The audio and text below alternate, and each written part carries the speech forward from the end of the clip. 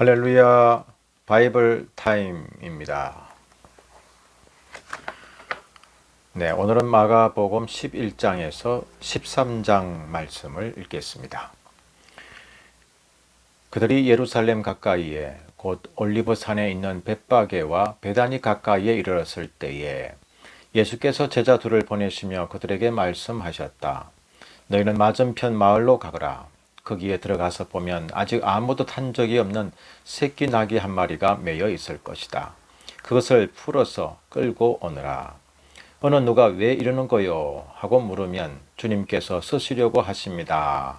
쓰시고 나면 지체 없이 이리로 돌려보내실 것입니다. 하고 말하여라.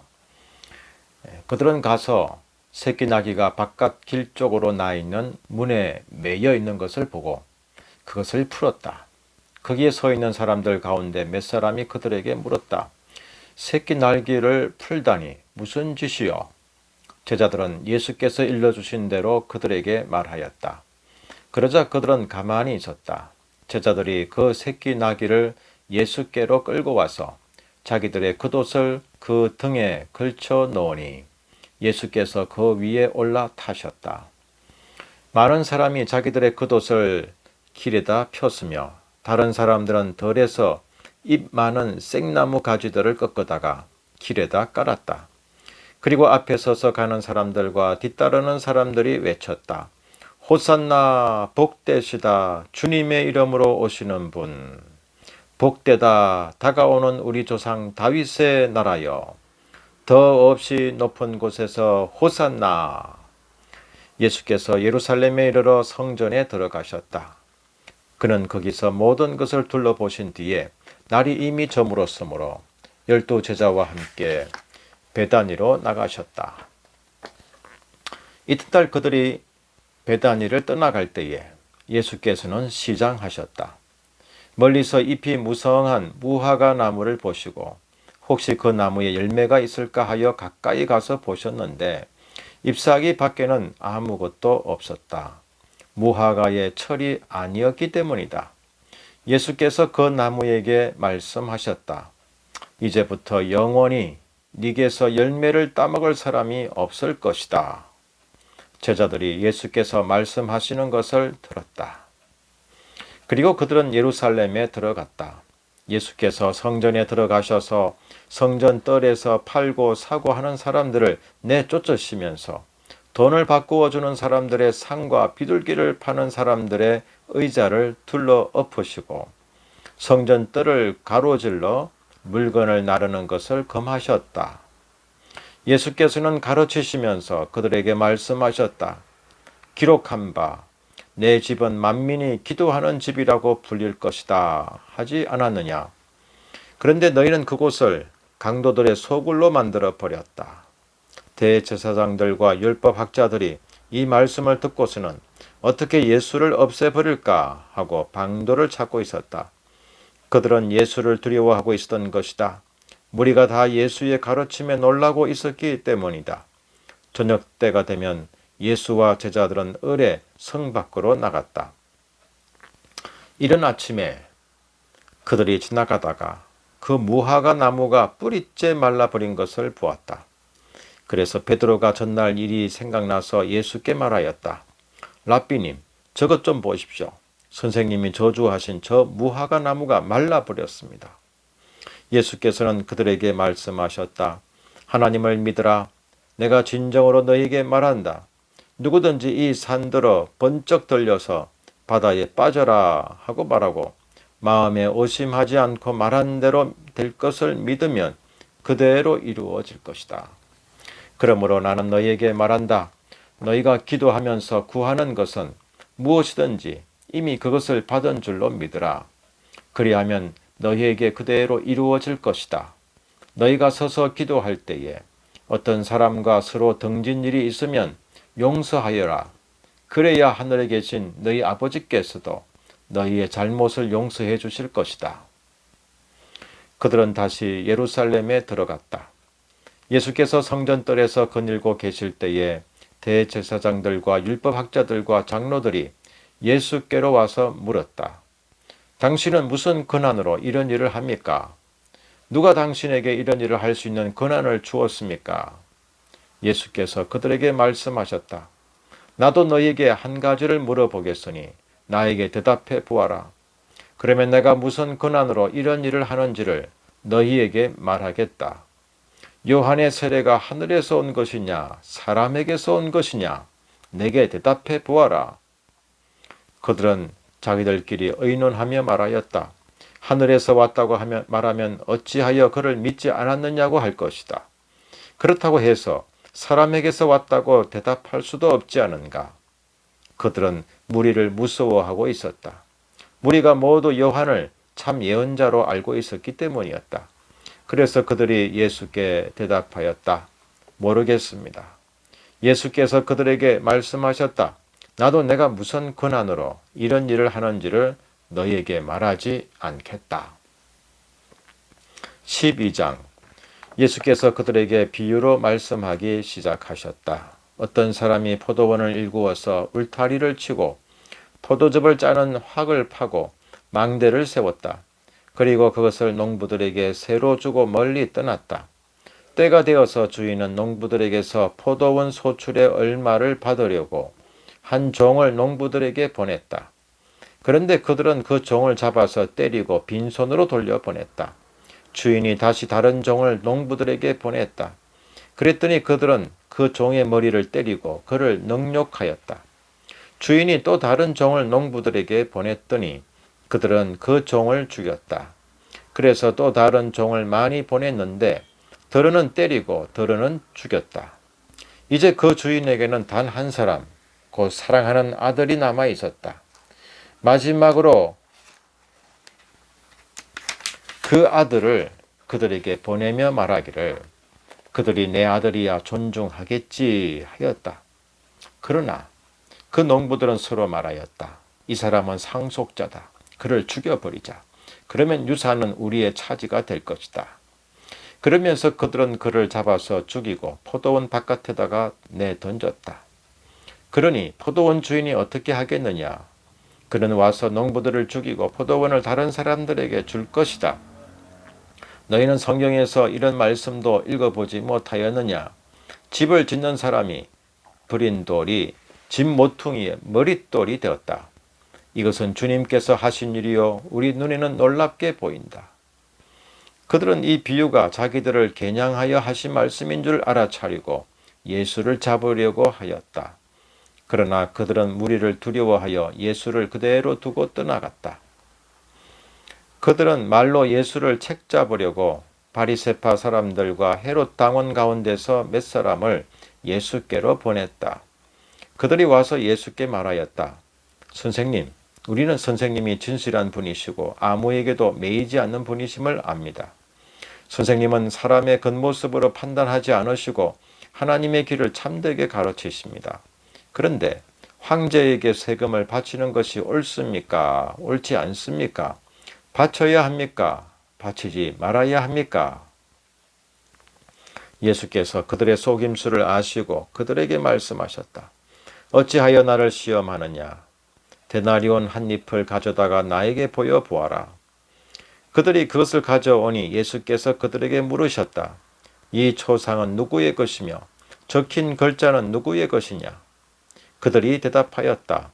황제의 것입니다. 예수께서 그들에게 말씀하셨다.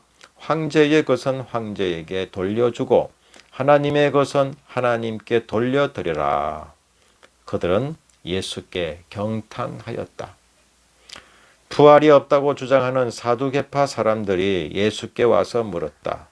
선생님, 모세가 우리에게 써주기를 어떤 사람의 형이 자식이 없이 아내만 남겨두고 죽으면 그 동생이 그 형수를 맞아들여서 그의 형에게 대를 이을 자식을 낳아줘야 한다 하였습니다.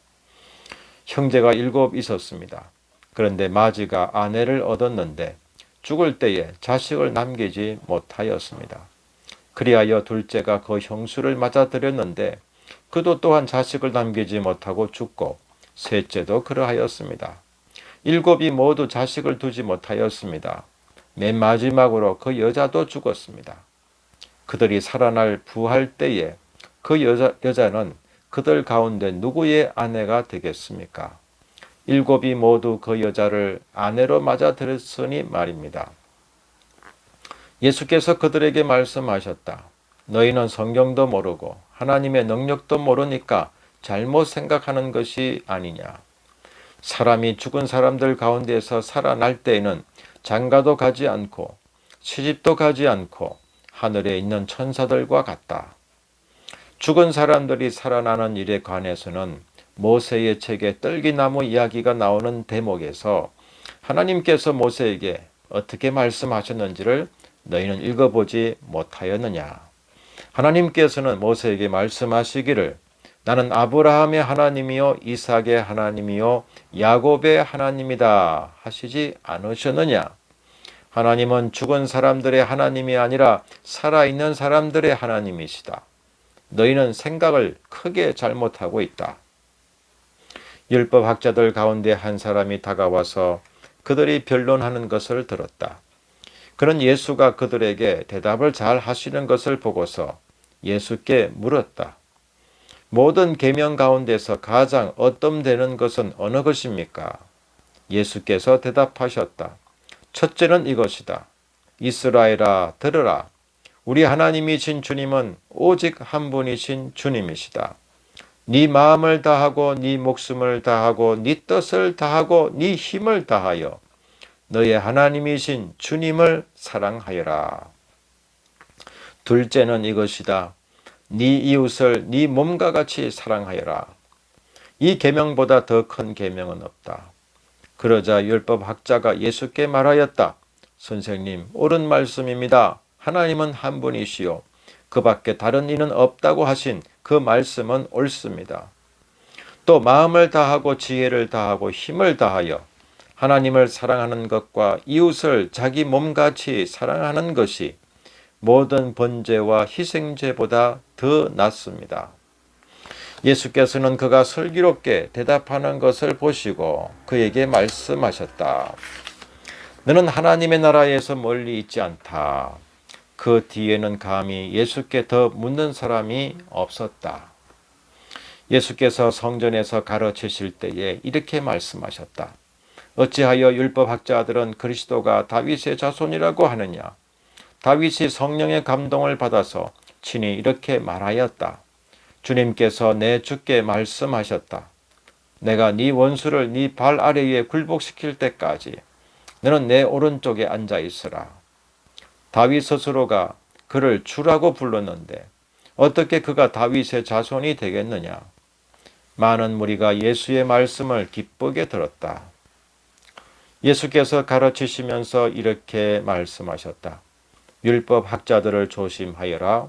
그들은 예복을 입고 다니기를 좋아하고 장터에서 인사받기를 좋아하고 회당에서는 높은 자리에 앉기를 좋아하고 잔치에서는 윗자리에 앉기를 좋아한다. 그들은 과부들의 가산을 삼키고 남에게 보이려고 길게 기도한다. 이런 사람들이야말로 더 엄한 심판을 받을 것이다. 예수께서 헌금함 맞은 쪽에 앉아서 무리가 어떻게 헌금함에 돈을 넣는가를 보고 계셨다. 많이 넣는 부자가 여럿 있었다. 그런데 가난한 과부 한 사람은 와서 렙돈 2닙, 곧 한 고드란트를 넣었다. 예수께서 제자들을 곁에 불러놓고서 그들에게 말씀하셨다. 내가 진정으로 너희에게 말한다. 헌금함에 돈을 넣은 사람들 가운데 이 가난한 과부가 어느 누구보다도 더 많이 넣었다. 모두 다 넉넉한 데서 얼마씩을 떼어 넣었지만 이 과부는 가난한 가운데서 가진 것 모두 곧 자기 생활비 전부를 털어 넣었다. 13장. 예수께서 성전을 떠나가실 때에 제자들 가운데서 한 사람이 예수께 말하였다. 선생님, 보십시오. 얼마나 굉장한 돌입니까? 얼마나 굉장한 건물들입니까? 예수께서 그에게 말씀하셨다. 너는 이 큰 건물들을 보고 있느냐? 여기에 돌 하나도 돌 위에 남지 않고 다 무너질 것이다. 예수께서 올리브산에서 성전을 마주보고 앉아 계실 때에 베드로와 야고보와 요한과 안드레가 따로 예수께 물었다. 우리에게 말씀해 주십시오. 이런 일이 언제 일어나겠습니까? 또 이런 일들이 이루어지려고 할 때에는 무슨 징조가 있겠습니까? 예수께서 그들에게 말씀하셨다. 누구에게도 속지 않도록 조심하여라. 많은 사람이 내 이름으로 와서는 내가 그리스도다 하면서 많은 사람을 속일 것이다. 또 너희는 여기저기에서 전쟁이 일어난 소식과 전쟁이 일어날 것이라는 소문을 듣게 되어도 놀라지 말아라. 이런 일이 반드시 일어나야 한다. 그러나 아직 끝은 아니다. 민족과 민족이 맞서 일어나고 나라와 나라가 맞서 일어날 것이며 지진이 곳곳에서 일어나고 기근이 될 것이다. 이런 일들은 진통의 시작이다. 너희는 스스로 조심하여라. 사람들이 너희를 법정에 넘겨줄 것이며 너희가 해당에서 매를 맞을 것이다. 또 너희는 나 때문에 총독들과 임금들 앞에 서게 되고 그들에게 정언할 것이다. 먼저 복음이 모든 민족에게 전파되어야 한다. 사람들이 너희를 끌고 가서 넘겨줄 때에 너희는 무슨 말을 할까 하고 미리 걱정하지 말아라. 무엇이든지 그 시각에 말할 것을 너희에게 지시하여 주시는 대로 말하여라. 말하는 이는 너희가 아니라 성령이시다. 형제가 형제를 죽음에 넘겨주고 아버지가 자식을 또한 그렇게 하고 자식이 부모를 거슬러 일어나서 부모를 죽일 것이다. 너희는 내 이름 때문에 모든 사람에게서 미움을 받을 것이다. 그러나 끝까지 견디는 사람은 구원을 받을 것이다. 항폐하게 하는 가정스러운 물건이 서지 못할 곳에 선 것을 보거든 잃는 사람은 깨달아라. 그때에는 유대에 있는 사람들은 산으로 도망하여라. 지붕 위에 있는 사람은 내려오지도 말고 제 집안에서 무엇을 꺼내려고 들어가지도 말아라. 덜에 있는 사람은 제 겉옷을 가지러 뒤로 돌아서지 말아라. 그날에는 아이 뵌 여자들과 젖먹이가 딸린 여자들은 불행하다. 이 일이 겨울에 일어나지 않도록 기도하여라. 그날에 환난이 닥칠 것인데 그런 환난은 하나님께서 세상을 창조하신 이래로 지금까지 없었고 앞으로도 없을 것이다. 주님께서 그 날들을 줄여주지 않으셨다면 구원받을 사람이 하나도 없을 것이다. 그러나 주님께서는 주님이 뽑으신 선택받은 사람들을 위하여 그 날들을 줄여주셨다. 그때에는 누가 너희에게 보아라 그리스도가 여기에 있다 보아라 그리스도가 저기에 있다 하더라도 믿지 말아라. 거짓 그리스도들과 거짓 예언자들이 일어나 표징들과 기적들을 행하여 보여서 할 수만 있으면 선택받은 사람들을 홀리려 할 것이다. 그러므로 너희는 조심하여라. 내가 이 모든 일을 너희에게 미리 말하여 둔다.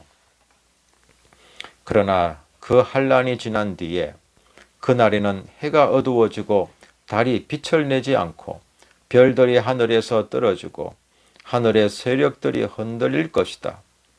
그때의 사람들이 인자가 큰 권능과 영광에 쌓여 구름을 타고 오는 것을 볼 것이다. 그때에 그는 천사들을 보내어 땅끝에서 하늘 끝까지 사방에서 선택된 사람들을 모을 것이다. 무화과 나무에서 비유를 배우라. 그 가지가 연해지고 잎이 돋으면 너희는 여름이 가까이 온 줄을 안다.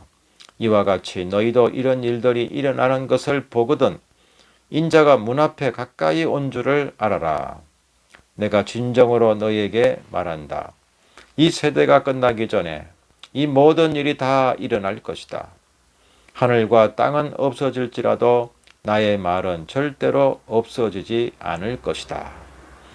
그러나 그 날과 그때는 아무도 모른다. 하늘의 천사들도 모르고 아들도 모르고 오직 아버지만 아신다. 조심하고 깨어 있으라. 그때가 언제인지를 너희가 모르기 때문이다. 사정은 여행하는 어떤 사람의 경우와 같은데 그가 집을 떠날 때에 자기 종들에게 권한을 주어서 각 사람에게 할 일을 맡기고 문지기에게는 깨어 있으라고 명령한다. 그러므로 깨어 있으라.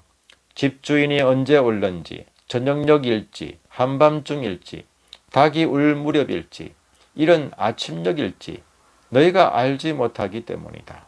주인이 갑자기 와서 너희가 잠자고 있는 것을 보게 되는 일이 없도록 하여라. 내가 너희에게 하는 말은 모든 사람에게 하는 말이다. 깨어 있으라. 아멘.